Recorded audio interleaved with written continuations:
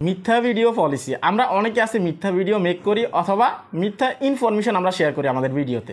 আপনি কি জানেন এটা নিয়ে কিন্তু একটা ফেসবুকে পলিসি আছে, যেটার কারণে আপনার ডিস্ট্রিবিউশনে কিন্তু বিশাল একটা প্রভাব পড়তে পারে, আপনার ডিস্ট্রিবিউশন স্কোর কিন্তু খারাপ হতে পারে। ঠিক আছে, তো সেই ক্ষেত্রে আপনি যদি ফেসবুকে অ্যাজ এ কন্টেন্ট ক্রিয়েটর হয়ে থাকেন, কাজ করে থাকেন, আপনাকে এই পলিসি সম্পর্কে জানতেই হবে। ঠিক আছে, তো চ্যানেলে যারা নতুন আসছেন ভিডিওতে লাইক দিয়ে দিবেন, চ্যানেল অবশ্যই সাবস্ক্রাইব করে দিবেন। ঠিক আছে, তো দেখুন আপনি ফেসবুকে ভিডিও মেক করতেছেন, যে ভিডিওটা আপনি আপলোড করতেছেন সেখানে যে ইনফরমেশনগুলো আপনি দিবেন, যা নিয়ে আপনি ভিডিও তৈরি করেন না কেন, সেগুলো 100% ভেরিফাইড হতে হবে। ঠিক আছে, একদম সত্য ঘটনা হতে হবে।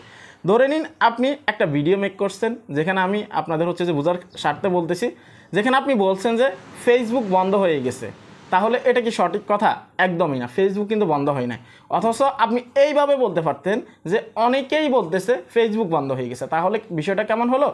অন্য কেউ বলতেছে ফেসবুক বন্ধ হয়ে গেছে, সেটা নিয়ে আপনি একটা ভিডিও মেক করছেন, যেখানে আপনি হয়তো কমেন্ট্রি করছেন অথবা এডুকেশনাল একটা ভিডিও মেক করছেন। ঠিক আছে, সেখানে কিন্তু আপনার কোনো ধরনের কোনো প্রবলেম হবে না, কিন্তু স্পষ্ট আপনি এটা বলছেন যে ফেসবুক বন্ধ হয়ে গেছে ভিডিওতে। এমনটা বললে কিন্তু সাথে সাথে আপনার ডিস্ট্রিবিউশন স্কোর কিন্তু লো হয়ে যাবে, এবং কি আপনার এখানে যে বিষয়গুলো থাকবে ডিস্ট্রিবিউশন, যেটা আমি সেটা আপনাদেরকে একটু ক্লিয়ার করতেছি।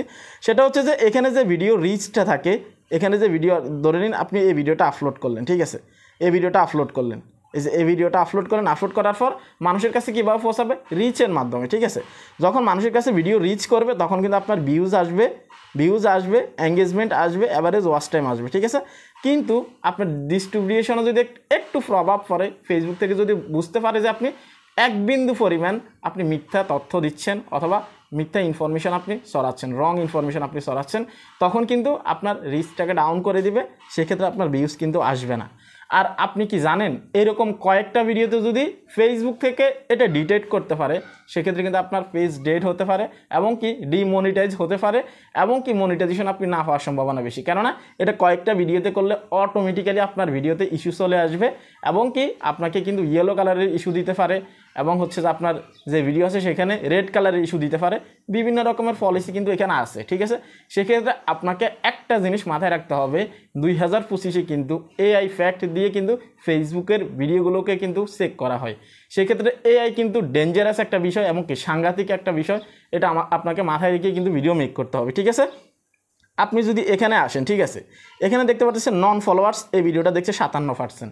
এই ভিডিওতে যা শেয়ার করা হয়েছে, যা কিছু বলা হয়েছে, সেগুলো কিন্তু একদমই ভেরিফাইড এবং কি সত্য কথা, সেজন্য কিন্তু নন ফলোয়ার্সের কাছে এই ভিডিওটা কিন্তু রিকমেন্ড করা হয়েছে।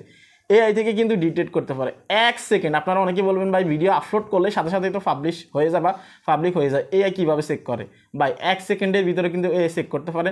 আপনি ভিডিওটা আপলোড করার পর 1 ঘন্টা থেকে আপনার এই ভিডিওটাকে তারা মনিটর করে যে আপনি কী শেয়ার করছেন।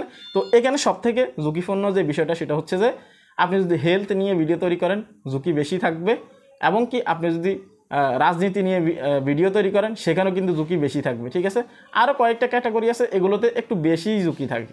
তো সেজন্য আপনি যে ভিডিওটা মেক করতেছেন, যে ভিডিওতে আপনি ইনফরমেশন দিচ্ছেন, সেগুলো 100% আপনার ভেরিফাইড হতে হবে। ঠিক আছে, ফেসবুকে অনেক স্ট্রং হচ্ছে ডিস্ট্রিবিউশন। আপনি যদি এখানে আসেন, আমি যদি এখানে আসি, আপনি যে ভিডিওটা আপলোড করতেছেন, ঠিক আছে, আমি এখন মেটা বিজনেস সুইটে আছি, এই যে রিচ, ঠিক আছে, রিচ, এঙ্গেজমেন্ট, ভিউজ, এগুলো মিলিয়েই কিন্তু একটা ডিস্ট্রিবিউশন। ঠিক আছে, ডিস্ট্রিবিউশন স্কোর যখন আপনার ধীরে ধীরে কমতে থাকবে, তখন আপনার এই ভিডিওটা ডেট হতে থাকবে, এবং কি নতুন কোনো মানুষের কাছে রিকমেন্ড করা হবে না। তো সেক্ষেত্রে সাবধান, এটা ফেসবুকের একটা পলিসি। আপনি যদি ফেসবুকে সফল হতে চান, সেক্ষেত্রে অবশ্যই আপনাকে এই জিনিসগুলো মাথায় রেখেই কিন্তু কাজ করতে হবে। ঠিক আছে, এখানে দেখতে পারতেছেন যে ভিডিওটা আমি এখানে আপলোড করছি, সেখানে কিন্তু 194টা ভিউজ আসছে। ঠিক আছে, এটা কিন্তু আমার বেশি কম ফলোয়ার্স থাকার কারণে হয়েছে, এমনকি আমার ভিডিওতে প্রবলেম আছে। এখন আসি, আপনি যে ভিডিওটা আপলোড করছেন, আমি সংক্ষেপে শেষ করবো, আর কথা বাড়াবো না, যেহেতু পলিসি নিয়ে কথা বলতেছি, অনেকে হয়তো বিরক্ত হবেন, কেননা পলিসি অনেকে জানতেই চায় না, কিন্তু যখন ভুল করে তারপরে এসে ভিডিও সার্চ করে দেখে। ঠিক আছে, তো এখানে যে বিষয়টা, সেটা হচ্ছে যে আমি যে ভিডিওটা আপলোড করলাম, এটাতে ভিউজ কম আসছে, রিচ কম আসছে। ঠিক আছে, এখন রিচ কম আসলে কি ডিস্ট্রিবিউশনে কোনো প্রভাব আছে? আপনাকে এটা বুঝতে হবে। যদি স্বাভাবিক হয় তাহলে আপনাকে কিচ্ছু করতে হবে না।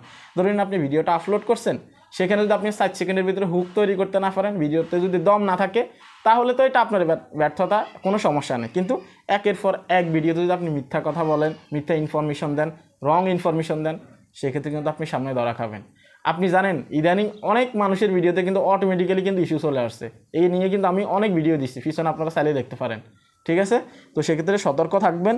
ফেসবুক ডিস্ট্রিবিউশন যতই আপনি হাই রাখবেন, স্কোরটা যতই হাই থাকবে ততই আপনি ভাইরাল হতে পারবেন এবং কি এখান থেকে আপনি উপার্জন করতে পারবেন। ঠিক আছে? ডিস্ট্রিবিউশন সংক্ষেপ কথা হচ্ছে রিচ, এঙ্গেজমেন্ট, এগুলো মিলিয়ে কিন্তু ডিস্ট্রিবিউশন। ঠিক আছে? অ্যাভারেজ ওয়াচ টাইম, এগুলো যদি আপনার লো হতে থাকে তাহলে আপনাকে বুঝে নিতে হবে আপনার কোনো না কোনো প্রবলেম আছে, যদি বেশি হয়ে থাকে। ঠিক আছে?